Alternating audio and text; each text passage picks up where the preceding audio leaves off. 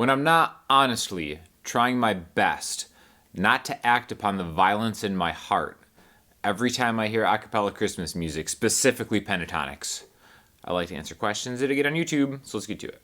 Hey Sean, any tips for creating a quick daily practice regimen to keep up the chops? I work a full-time job and also have a family at home, and some days I can't get to the guitar for more than a few passing minutes. Sometimes it's a while before I get back to playing, and then by the time I do, I feel like I spend what little time I have just trying to get back up where I was before. Anyway, thanks for the great lesson. Let's talk about practice regimens. So, practice can be different depending on what your goals are. The number one most important thing is to try to have fun doing it. So whatever you have fun doing should be what you should be practicing, because if you're not having fun, odds are you're not going to stick with the instrument, and you're going to put it in a case, or you're going to put it in a closet, and then you won't play guitar for 20 years, and then you'll end up watching YouTube videos 20 years later and being like, oh, I wish I saw this 20 years ago. Well, guess what? Here we are. We're here in the present day. So, again, this can vary wildly from what you find interesting, but one thing that I do when I just have a few minutes to practice, I just keep it loose, right? I'm always keeping it loose. That's my vibe. So one thing that I'll do is I'll kind of take chords, and I'll take maybe 2 chords, and I'll try to do something in rhythm, because I think rhythm is the thing you always have to practice with, right? It's one thing just to kind of practice.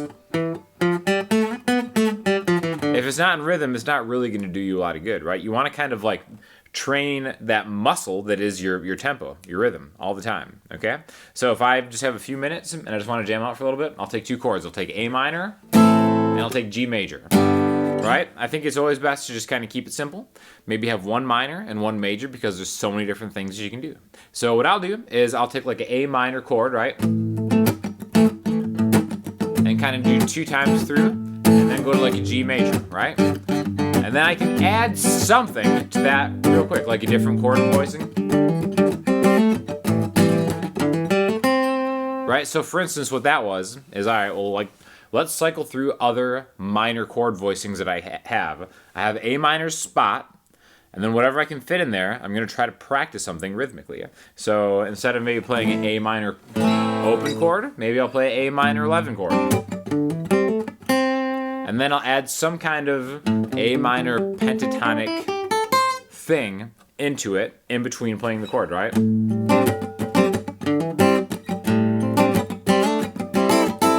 Right, something like that. Doesn't matter what it is. It's just kind of training the muscle memory that I have of being able to transition from a chord voicing. Maybe there are all sorts of different chord voicings that are just in the minor class. And then I'm following that up with something from 5/8, 5/7, 5/7, 5/7, 5/8, 5/8. Generally, I play a lot of double stops because I do a lot of kind of like solo acoustic stuff or accompanying a singer or something like that. So trying to kind of fill that space with something interesting musically. So again, since that's what like most of what my professional musicianship entails, that's going to be the stuff that I spend the most time on, right? If you're a lead player, maybe you want to devote more time just to like your scales and stuff. That's why it all depends on what your goals are as a player, right? But rhythm is going to be the most important thing. After that, maybe I'll go from like a minor spot, right? To a G. And then maybe I'll do something different from like the G major point, right? I personally was never a 3-note per string guy. Ever since I started hanging out with my guy Davidas, who's been in a few videos, that dude is an absolute slayer. Lead-wise, rhythm-wise, whatever you want to do, he just crushes it, right? And he generally pretty strictly kind of sticks to a 3-note per string pattern, which is definitely not how I learned. I usually learned in kind of like a middle finger, middle pinky, index, ring, pinky.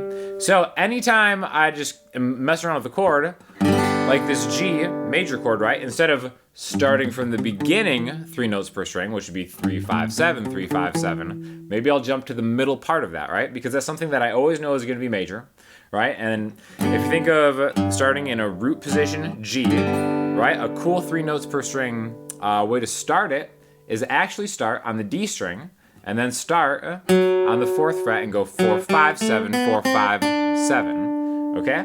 Right? So maybe I can play like a G chord.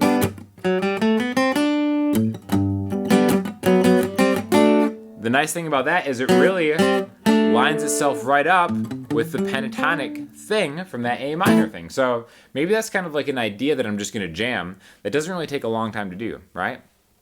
Another thing that I do specifically for what my goals are is I generally always have some kind of show coming up with either, Kindred or Andrea or whoever, and running through songs that I know we're going to play, whether it's like a light speed version of the song or just to kind of get my brain and my memory to remember where those changes are, is something that I always try to fit in. I don't have to play the entire song, maybe I'll just be like, all right, I want to be able to jump right into this one. I know it's G, D, C for a while, all right, but then there's a descending.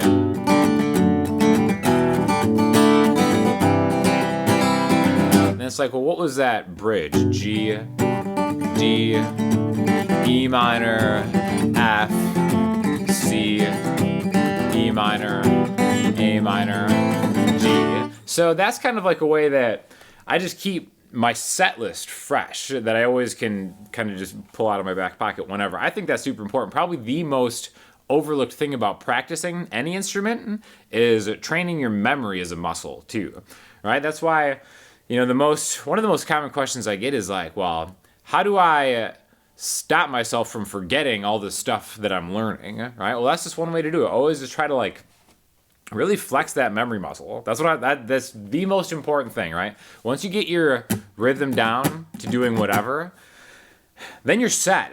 Then at that point, it just becomes kind of like a mental challenge. Again, unless your goals are to do kind of like shreddy lead type stuff, which is not me. Maybe you even want to find like a different channel if you want to learn that kind of thing. But for me, it all comes down to songs, and I think that's a great way to kind of just practice, even if you don't have a lot of time, right? Like that song, I did not even plan to play the song. I just know that I'm going to have to play the song in a show in 10 days, and that's why I thought I would just do it live on air to try to remember it, to see if I could do it. And I'm pretty sure that's what I was supposed to play, right? So anyways, do that, combine with just something rhythmically.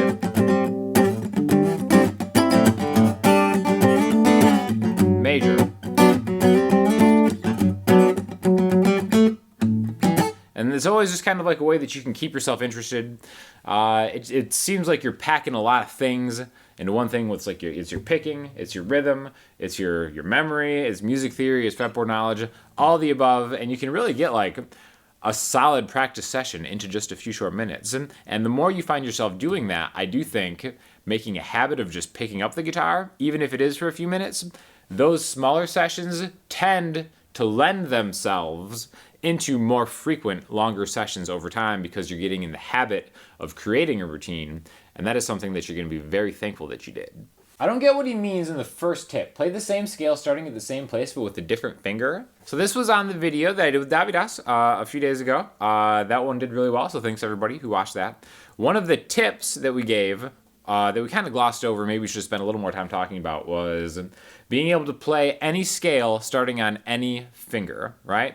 So basically what that means is, let's just take something in the key of A major. So again, if we did that 3-note per string thing that, I'm kind of starting to work in a little more of my own playing, we would have pointer, a whole step, and then another whole step. So 5, 7, 9, 5, 7, 9, 6, 7, 9, 6, 7, 9, 7, 9, 10, 7, 9, 10.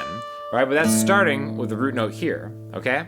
If you started with your pinky off that same root note and played the same notes, you would end up with what a lot of people see as the minor scale shape, right? Again, you could see this as just playing the A major scale, but starting where your pointer finger now lines up with an F sharp, and then it would be, or to start here,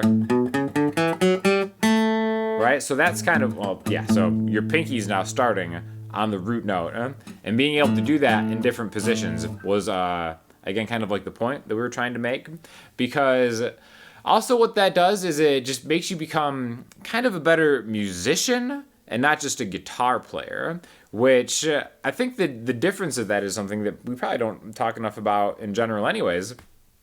Or a lot of people's goals is you just want to be a better musician. And I think thinking in intervals is stuff that you can apply to any instrument, right? Like the A minor pentatonic shape that we always talk about, like, is great for guitar, but that's kind of like worthless on every other instrument. Being able to do this super fast with 2 fingers up and down a neck doesn't really help you become a musician.